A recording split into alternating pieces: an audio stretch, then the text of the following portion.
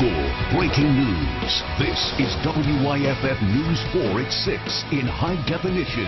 Check it out. Zombies running all over the place. Well, they will in a moment. And just in time for Halloween, this is Mad World Haunted Attraction in Piedmont. We show you this because this Halloween weekend is going to feel more like the Walking Dead of winter, especially in the mountains. Here he is, Chief Meteorologist John Susseridge. He's not scary, but John, the forecast is snow, winter storm warning. This is very early, isn't it? It really is. It's not uncommon, but it's certainly not on the average. That's for sure, Michael and Carol. Looking at this much snow this early in the season, we're not even in November yet. Of course, obviously, at the end of October and heading right for Halloween during the day tomorrow. Now, everything's going to be quiet tonight and tomorrow, but it's tomorrow night is when things start to change. We'll start to see the rain change to snow in the higher elevations first and then quickly lower into the valleys as we go through the evening hours tomorrow night, especially after midnight tomorrow night. The heaviest snow and blowing and drifting snow could be a problem after midnight tomorrow night all the way through Saturday. The closer you get to the Tennessee-North Carolina line, the heaviest snow in the higher elevations in the west-facing slopes. As much as a foot of snow is possible before it's all said and done by Sunday morning. The farther southeast you go, like the southeastern part of Buncombe County, that's where you'll probably see a dusting to maybe an inch of snow.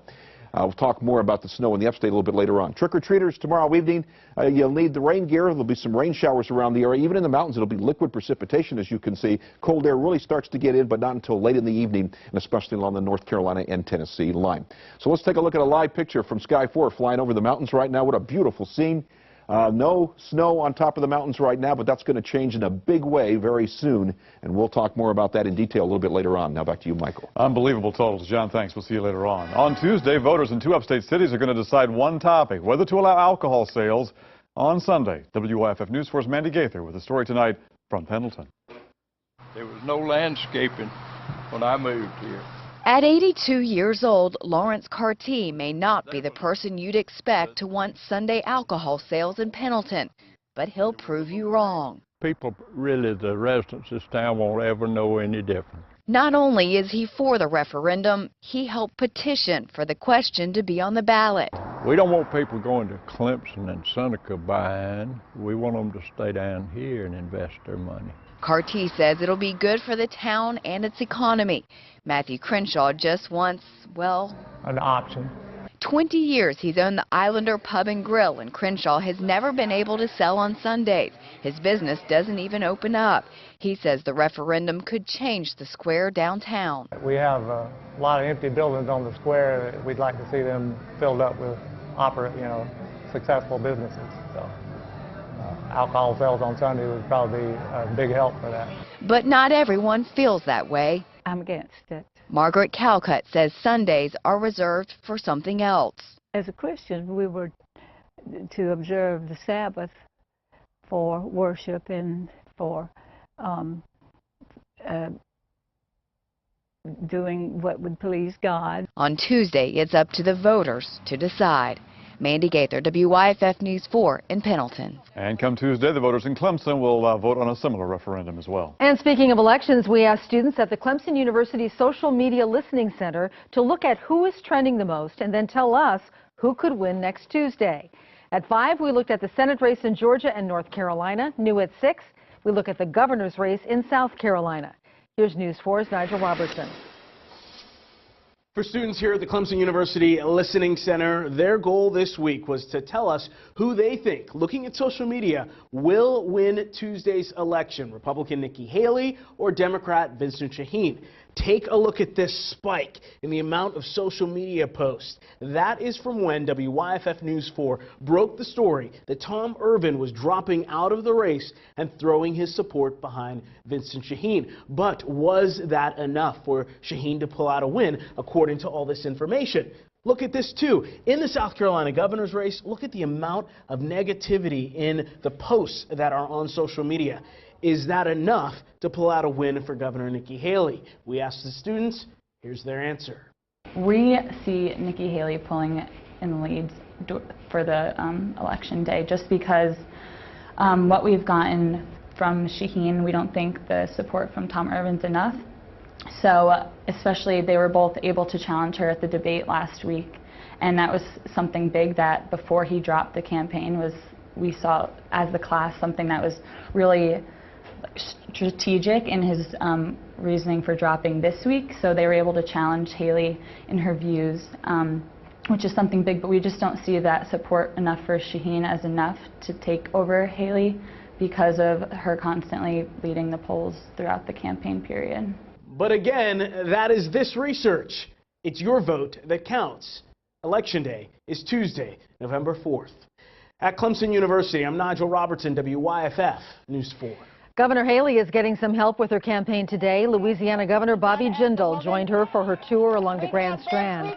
The GOP star power will continue over the weekend. On Sunday, New Jersey Governor Chris Christie will be in the upstate. He will campaign for Governor Haley in Spartanburg. A familiar face from the Democratic Party will also campaign in South Carolina this weekend. Maryland Governor Martin O'Malley will be back in the Palmetto State for the third time this year on Saturday. He is scheduled to stump for Vincent Shaheen.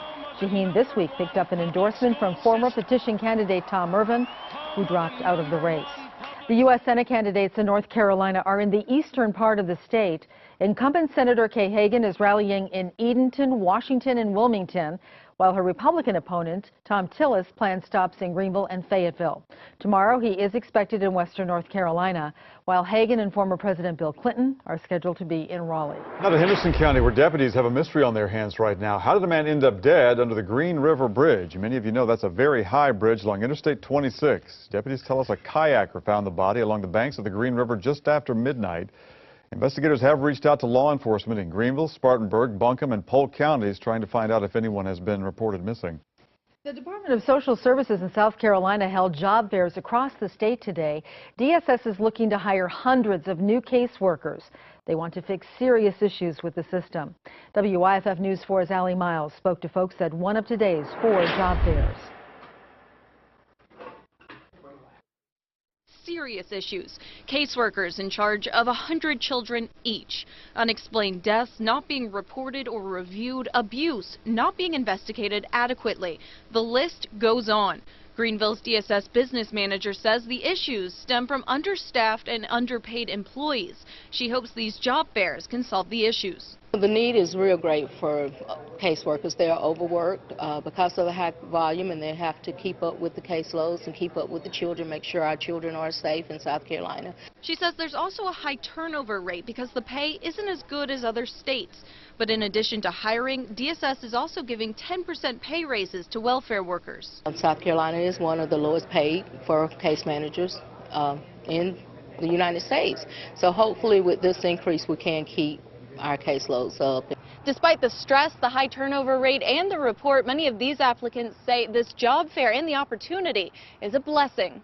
I got laid off back in November of 2012 and haven't been able to find work. I'm overqualified but underemployed. Jamal and Latrell Crawford had to move from Columbia to search for work. They say they've got the experience and they're willing to take on this stressful job if DSS is willing to hire. If you're looking for a job, sometimes you have to step outside of your comfort zone and look for the opportunity that's before you, because you never know until you try. Allie Miles, WYFF News 4 in Greenville. Now, DSS says that applicants need to be 18, have a good driving record, a bachelor's degree, and a year's experience. If you're interested in applying, head to jobs.scworks.org.